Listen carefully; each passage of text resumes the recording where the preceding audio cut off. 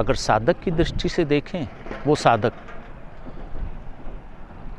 जो अपने जीवन में साधना को अपना धर्म समझता है, अपनी साधना की क्रिया को अपने जीवन की शैली समझता है, वो साधक जो गुरु के आदेश है, गुरु के चिंतन, गुरु की धारा को, गुरु के ज्ञान को समाज में प्रवाहित करना चाहता है, ऐसा साधक ही रहस्यों को खोज सकता है। उस रहस्य की कड़ी में जब गुरुदेव डॉक्टर नारायण श्रीमाली जी ने मुझसे कहा चेतनागत अवस्था में कि भी महाराज जी के वहाँ जाकर उस स्थली को देख, कर्म क्षेत्र को देखो तो सही, तो उसका एक पहलू ये आ गया जो मैंने आंखों से देखा सुबह ब्रह्म मुहूर्त में, कि महाराज जी ब्रह्म मुहूर्त में यहाँ पर स्नान करते हैं। जब महाराज जी ब्रह्म मुहूर्त में यहाँ पर स्नान करते हैं तो मैं इतना हर्षित हो गया, मैंने अपने जीवन की शैली को समझा कि भाई धन्य हो गया कि मैंने महाराज जी के दर्शन किए। ये महाराज जी की यमुना के तीर के अंदर जाकर स्नान करने की क्रिया का ये स्थल है। जब महाराज जी यहाँ पर आनंदित होकर अपने स्नान दीप, अपने इष्ट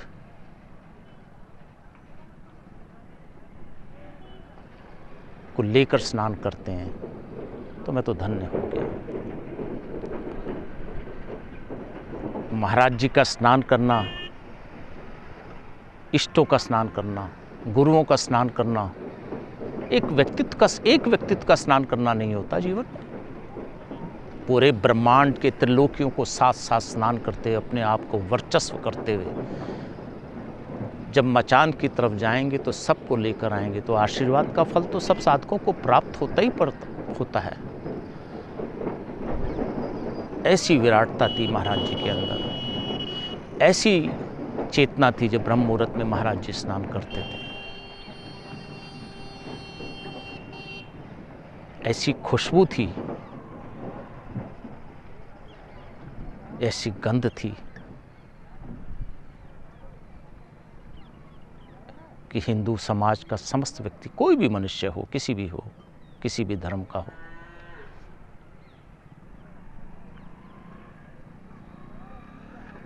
उनकी चरण धूलि को लौटता हुआ अपने आप को भी धन्य महसूस होता था जब वो अपने मचान की तरफ अग्रसर होते थे। जब वेदना होती है तो हृदय व्याकुल सा हो जाता है कि समाज संतों को किस प्रकार से, किस तरीके से और किस आलोचनाओं का संतों को सामना करना पड़ता है। तो व्याकुल सा तो स्वाभाविक है हर साधक के अंदर। जो आंतरिक अवस्था में रहता है उसको तो बहुत धक्का लगता है।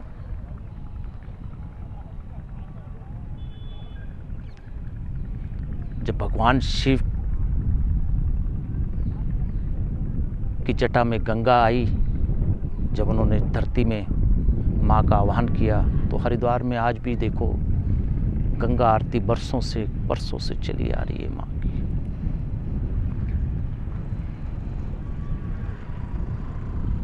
जब मुख्य आरती होती है तो पृष्ठ भाग की नहीं होती है,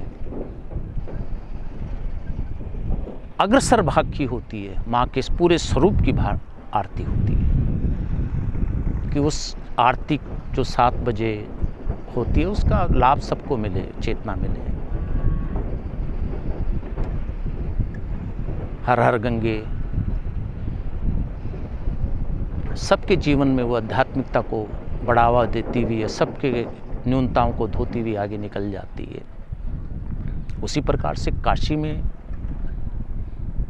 कुछ वर्षों से बहुत ही सुगंधमय और जीवन की शैली बदली है। काशी की सब सूरत बदली है।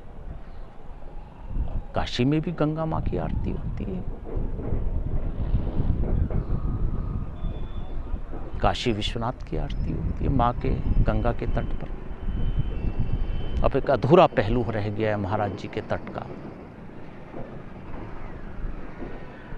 यहाँ भी संतों की, वैभव की,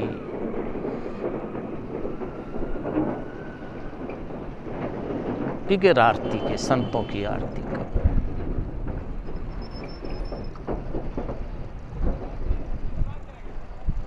संतों की आरती होनी ही चाहिए। देवरा बाबा जी की आरतियाँ होनी ही चाहिए। जब देवरा बाबा जी की आरती होगी तो त्रिलोक की आरती होगी, संतों की आरती होगी, चेतना की आरती होगी, ज्ञान की आरती होगी, गुरुकुल की आरती होगी।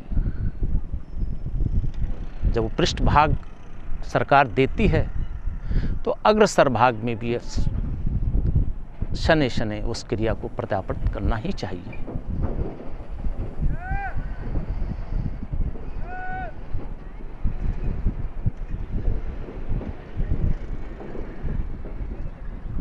बिगर गुरु के, बिगर सदगुरु के ईश्वरी ताकत या ईश्वरी ज्ञान की उपलब्धि बिल्कुल नहीं हो सकती। ऐसा कौन सा घाट है, ऐसी कौन सी जगह है जहाँ विराटता के स्वरूप में संतों की आरती होती हो। देवताओं की आरती तो स्वयं वो है, माँ गंगा की आरती होती है, मैं उससे वो अच्छी बात है। महाराज शिव, बनारस में शिव आरती गंगा, अच्छी बात है। पर संतों की भी इस प्रकार से वैभवता और वैभव जीवन की शैली आनी चाहिए जिसमें भी संतों की भी आरती यहाँ पर हो। संतों के अंदर भी, सदगुरु के अंदर भी विराटता रहती है। पूरा ब्रह्मांड समाया होता है। इससे हमें ये झुठलाया नहीं जा सकता, ये अनछुआ पहलू नहीं है। इसकी तरफ भी हमें ध्यान देना चाहिए और आगे अग्रसर होना चाहिए।